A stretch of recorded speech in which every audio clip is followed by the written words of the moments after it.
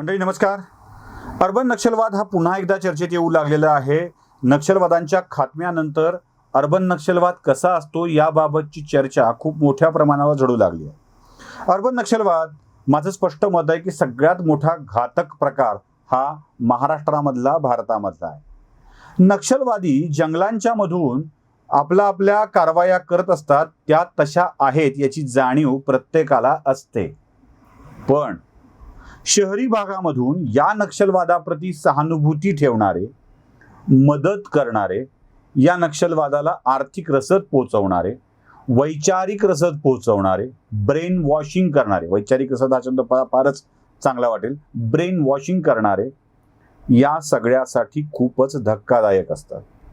अशा व्यक्तींना अटक करण्याची प्रक्रिया सुरू झाल्याबरोबर याला वैचारिक घाला असं म्हणत, अभिव्यक्ती स्वातंत्र्यावरचा घाला असं म्हणत अनेक जण ऊर बडवून घेत आहेत.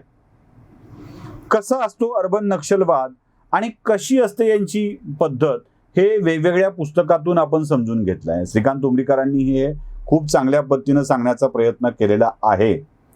यात माझं वेगळं काही मी सांगत नाहीये, मला फक्त अनुभव आणि ज्या काही घटना आहेत त्या आपल्यासोबत शेअर करायच्या आहेत. म्हणजे माझा खूप अभ्यास आहे वगैरे असलं काही म्हणत नाहीये, पण ज्या काही घटना आहेत ना त्या मला शेअर करायच्या आहेत आणि त्याच आपल्यासमोर शेअर करण्यासाठी मी आलेलो आहे.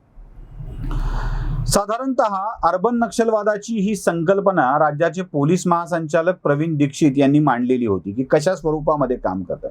प्रवीण दीक्षितांची जी मांडणी होती ती तुम्ही जी 24 तास या वाहिनीवरती प्रवीण दीक्षितांची एक मुलाखत झालेली होती, ती मुलाखत तुम्ही बघू शकता. त्यात त्यांनी याची स्तर कशी आहे, रचना कशी आहे, कशा स्वरूपामध्ये काम होतं हे सांगितलं होतं. अगदी वरच्या स्तरावरती डॉक्टर, PhD झालेले डॉक्टर, वकील, प्राध्यापक, श्रीमंत मंडळी, पत्रकार अशा स्वरूपाचा वर्ग असतो आणि हा एक वातावरण तयार करत असतो. हे वातावरण काय असतं तयार करणं बघा, म्हणजे या देशातली व्यवस्था नालायक आहे, मूर्ख लोक सत्ताधीश आहेत, श्रीमंत लोकांच्या हाती सत्ता एकवटलेली आहे, सगळं काही विशिष्ट लोकांच्या हातामध्ये आहे, 2-4% लोक या देशावरती आपली सत्ता गाजवतात, ही व्यवस्था बदलायची असेल तर उलथवून टाकावी लागेल, सगळं बोगस चाललं आहे. म्हणजे अगदी आपण ते बघितलं, गंगेत वाहिलेली प्रेताचा विषय पुढे करणं, अभिव्यक्ती स्वातंत्र्याच्या नावाखाली नको नको ते विषय समोर आणणं, हे सगळं आपण अनुभवलेलं आहे. तर ही जी वैचारिक दृष्ट्या मंडळी मोठी असतात ना, हे सगळे हे धंदे खूप उत्तम पद्धतीनं चालवत असतात.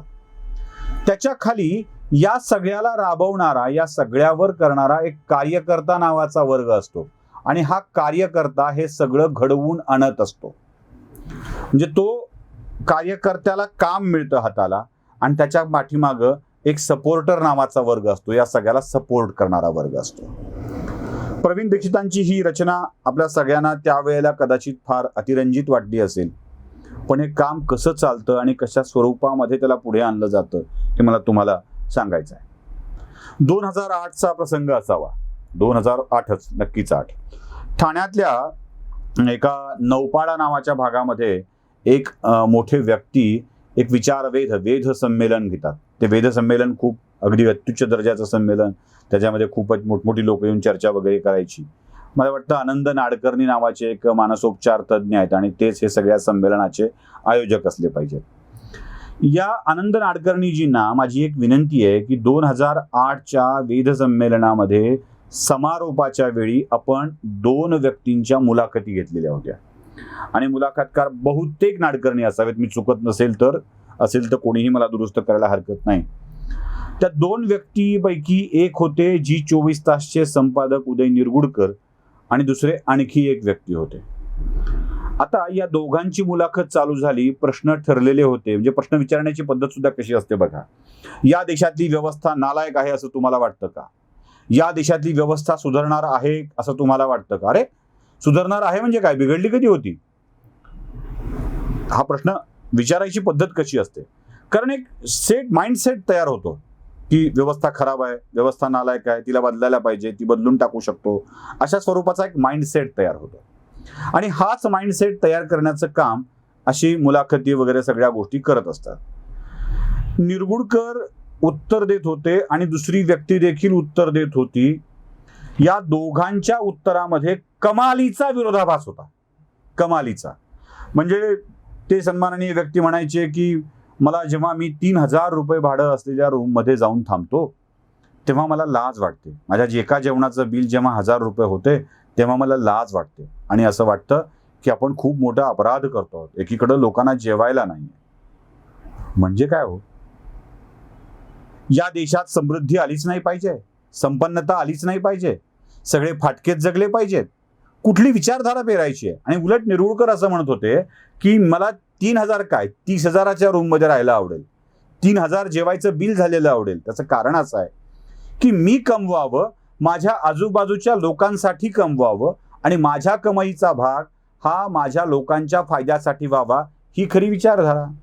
पण तिकडं मात्र व्यवस्थेला दोष देणं, व्यवस्थेला शिव्या घालणं हे सगळं फालतू आहे, हे बदलणारच नाही आहे, हे बदलायचं असेल तर हाती शस्त्र घ्यायला हवं, बंड करायला हवं, अशा स्वरूपाची ही सगळी भाषा होती. आता निरगुडकरांच्या बोलण्यावर श्रोत्यांमधून कडकडून टाळ्या पडत होत्या. जर तो व्हिडिओ असेल तर कृपया नाडकर्णींनी तो जाहीर करावा अशी माझी त्यांना विनंती आहे.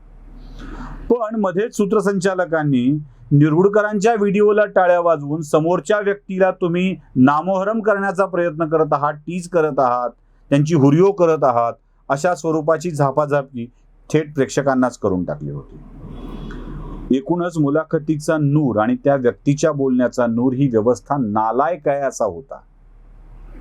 व्यवस्थेलाच निरुपयोगी ठरवण्याचं काम अगदी पद्धतशीरपणे चाललं होतं. आता मी तुम्हाला दुसरी व्यक्ती कोण ते सांगतो.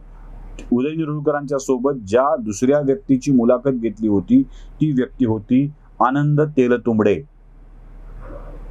एकूणच लोकांच्या मनामध्ये तेलतुंबडे अशा स्वरूपाचे विघातक विचार पेरण्याचं काम करत होते का, हा प्रश्न साहजिकच आपल्या मनामध्ये येऊन जातो.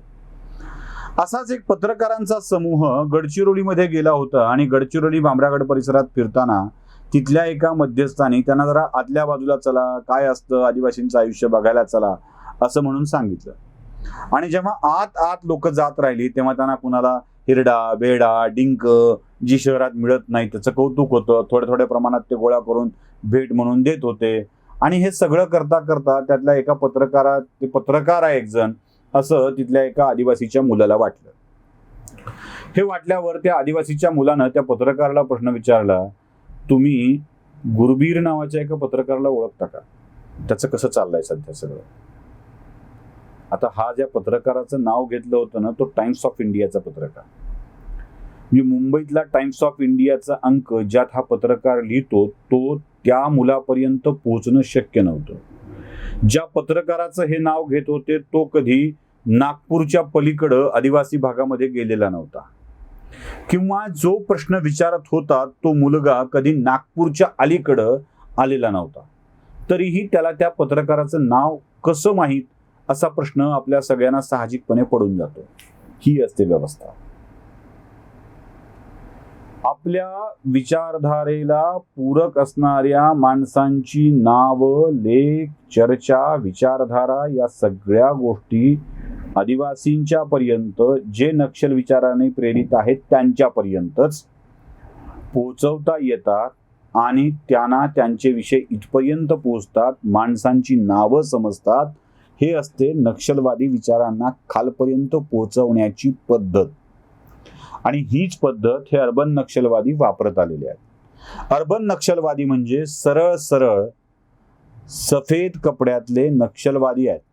ते तिकडे गोळी घालून मारतात आणि हे इकडे अगदी लिमलेटची गोळी खाऊ घालून मारतात. म्हणूनच अर्बन नक्षलवाद अधिक घातक असल्याची नोंद राज्याच्या पोलीस महासंचालकाने देखील टीव्ही माध्यमासमोर केलेली होती. आता या स्वरूपाची विचारधारा जर असेल, म्हणजे मी जे सांगतोय ते खरं, याच्या पुष्टीर्थ नाडकर्णींना समोर येऊन आपल्या 2008च्या वेद संमेलनातल्या समारोपाची मुलाखत जाहीर करावी लागेल. ते करतील अशी अपेक्षा आपण बाळगूया.